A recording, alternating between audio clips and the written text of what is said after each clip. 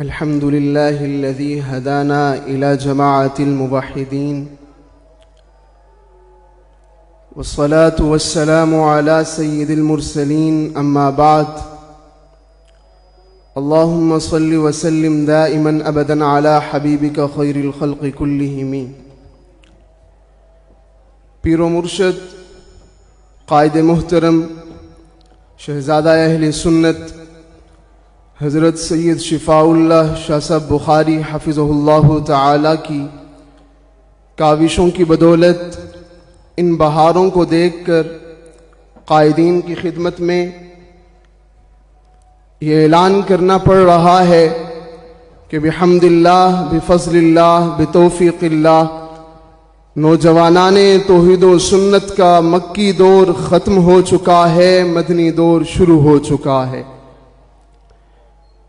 مکی دور میں میرے آقا نے دین اسلام کی جس بنیاد پر محنت کی تھی، آج میری جماعت اسی بنیاد پر محنت کر رہی ہے.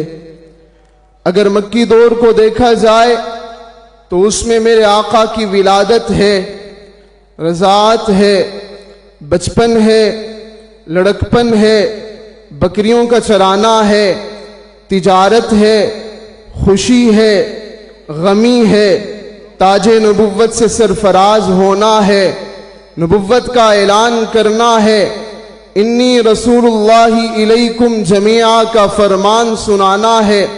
جب میرے آقا نے نبوت کا اعلان کیا، لوگوں کو ہر جائی سے روکا، یکجائی کی دعوت دی، غیر اللہ کی عبادت، غیر اللہ کی پکار، نظر نیاز سے روکا، ایک اللہ کی عبادت، پکار، نظر نیاز کی دعوت دی تو اپنے بیگانے ہو گئے، دوست دشمن بن گئے. مبارک زندگی کا ایک ایک لمحہ کفار کے ظلم و ستم اور سفاکی کی انمٹ داستانوں کا حصہ بن گیا.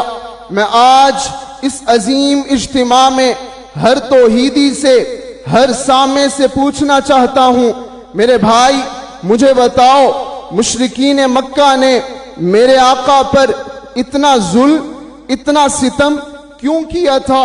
کیا مشرکین مکہ سے میرے آقا کا جھگڑا اللہ کی ذات میں تھا؟ نہیں، وہ اللہ کی ذات کے قائل تھے، اس لیے تو اپنے بچوں کے نام عبداللہ اور کعبہ کو بیت اللہ کہا کرتے تھے. پھر کیا جھگڑا اللہ کی صفات میں تھا؟ نہیں، وہ خالق، مالک، رازق، محیی، ممیت، مدبر، متصرف اللہ کو مانا کرتے تھے.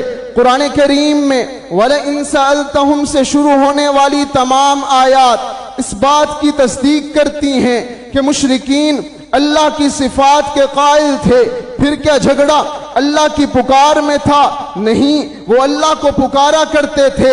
دیکھیے نا، جب میدان بدر کی طرف بڑھنے لگے تو غلاف کعبہ کو پکڑ کر پکارا، اللہم ان کان ھذا ھو الحق، اے اللہ اگر یہ نبی تیرا سچا نبی ہے تو امطر علینا حجارۃ من السماء، ہم پر پتھروں کی بارش نازل فرما. پھر آپ کہیں گے شاید جھگڑا اس بات میں تھا کہ مصائب و مشکلات میں اللہ کو پکارنا چاہیے. قرآن اس کی بھی نفی کرتا ہے، اذا رکبوا فی الفلک دعوا اللہ مخلصین لہ الدین. مشرکین جب کشتی میں بیٹھتے، پھر کشتی درمیان دریا کے پہنچتی، موجوں کی لپیٹ میں آ جاتی، ڈوبنے لگتی تو ان کی زبان پہ خالص اللہ کی پکار ہوا کرتی تھی. لیکن اس سب کے باوجود وہ کافر ٹھہرے، مشرک بنی. میرے آقا نے ان کے خلاف تلواریں اٹھائیں، جہاد کیا، جنگیں لڑی، جھگڑا کیا. میں آج تعلیم یافتہ طبقے سے پوچھنا چاہتا ہوں، میرے آقا بدر میں گئے تھے کیا اللہ کی ذات منوانے کے لیے؟ احد میں گئے تھے کیا اللہ کی صفات منوانے کے لیے؟ میرے آقا نے خندقیں کھودی تھی اقتدار کے لیے، ہجرت کی تھی حکومت کے لیے. نہیں لوگوں، نہیں لوگوں، میرے آقا نے ساری زندگی مصائب، مظالم، دکھ، تکالیف برداشت کیے، نہ دولت کے لیے، نہ منصب کے لیے، نہ وجاہت کے لیے، نہ چدراہٹ کے لیے، بلکہ بس اس ایک دعوت کے لیے جو میرے آقا نے اعلان نبوت کے پہلے دن بھی دی تھی اور زندگی کے آخری دن بھی دی تھی لا الہ الا اللہ، لوگوں سب کو چھوڑ دو، رب سے جوڑ لو۔ کتنی پیاری دعوت، کتنی میٹھی دعوت، کتنا سچا پیغام جو آج میری جماعت، میرے قائدین، میرے پیر و مرشد حضرت شاہ جی دے رہے ہیں۔ لا الہ الا اللہ، لوگوں ان کو چھوڑ دو جو کچھ نہیں کر سکتے، اس سے جوڑ لو جو سب کچھ کرنے پر قادر ہے۔ ان کو چھوڑ دو، لا یملکون من قطمیر لا یملکون مثقال ذرہ، جو ایک ذرے کے بھی مالک نہیں، اس سے جوڑ لو۔ للہ ملک السماوات والارض قل اللہم مالک الملک تبارک الذی بیدہ الملک، جو کائنات کی ہر چیز کا مالک ہے، ان کو چھوڑ دو۔ لا یخلقون شیئا، جو کچھ پیدا نہیں کر سکتے، ہم یخلقون، خود پیدا کیے گئے ہیں، اس سے جوڑ لو۔ خلق السماوات والارض، جس نے کائنات کی ہر چیز کو پیدا کیا، پھر لفظ کن کہہ کر پیدا کیا۔ لوگوں ان کو چھوڑ دو جو اتنے کمزور ہیں، ان یسلبہم الذباب شیئا، کہ مکھیاں بھی ان سے چیزیں چھین کر لے جاتی ہیں، جو اتنے کمزور ہیں اپنے آپ کو موت سے نہ بچا سکے، جو اتنے کمزور، اتنے عاجز کہ خود ہل نہیں سکتے، چل نہیں سکتے، بول نہیں سکتے، سن نہیں سکتے، دیکھ نہیں سکتے، جو اتنے کمزور، اتنے عاجز، اتنے لاچار، اتنے بے بس، اتنے بے کس ہیں، ان کو چھوڑ دو، اس سے جوڑ لو جو حی القیوم ہے، سمیع بصیر ہے، علی کل شیء قدیر ہے، علیم بذات الصدور ہے، العلیم لکل حال بھی ہے، السمیع لکل دعا بھی، حاجت روا بھی ہے، مشکل کشا بھی، داتا بھی ہے، دستگیر بھی، عالم الغیب بھی ہے، حاضر و ناظر بھی، غوث اعظم بھی ہے، لجپال بھی، غریب نواز بھی ہے، بندہ نواز بھی، مانے بھی ہے، موتی بھی، مالک بھی ہے، مختار بھی، محیی بھی ہے، ممیت بھی، مدبر بھی ہے، متصرف بھی، خالق بھی ہے، رازق بھی، محیی بھی ہے، ممیت بھی، قادر بھی ہے، قدیر بھی، طاقتور بھی ہے، زور آور بھی، ایسا طاقتور کہ قدرت طاقت دکھانے پہ آتا ہے تو ایک ہی دریا میں راستے بناتا ہے اور اپنے کلیم موسیٰ پیغمبر کو بچا لیا کرتا ہے، پھر اسی دریا میں انہی راستوں پر فرعون کو لاتا ہے، پانی کو چلاتا ہے اور غرق کر کے رکھ دیتا ہے۔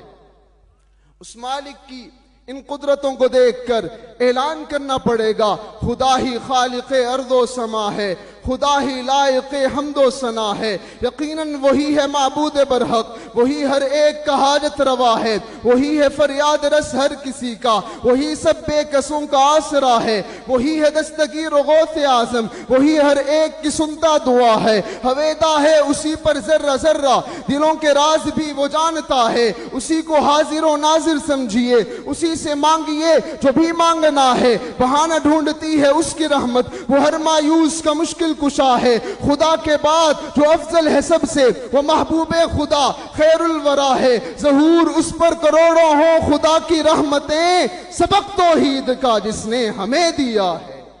ذرا ایک مرتبہ محبت سے کہیے سبحان اللہ۔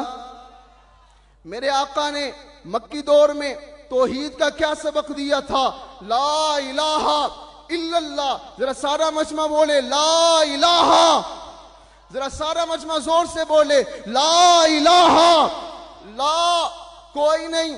شیخ القرآن کے انداز میں کہنا چاہوں گا لا کوئی نہیں۔ مولا کیا کہنا چاہتا ہے؟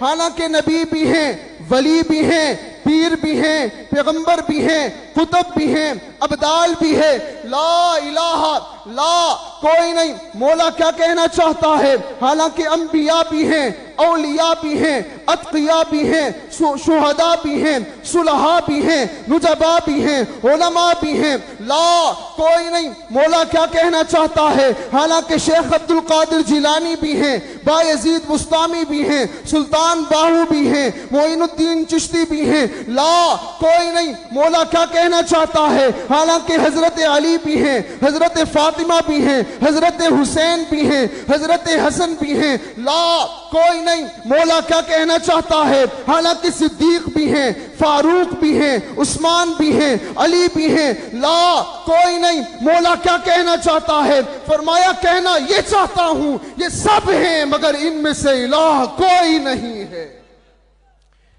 इल्लल्लाह, इलाह है तो सिर्फ कौन है, दाता है तो सिर्फ कौन है, आलिमुल गैब है तो सिर्फ कौन है। ये सबक पढ़ाया मुहम्मदुर रसूलुल्लाह। मेरे आका ने मक्की दौर में जो तौहीद का सबक दिया था, आज मेरी जमात वही सबक दे रही है।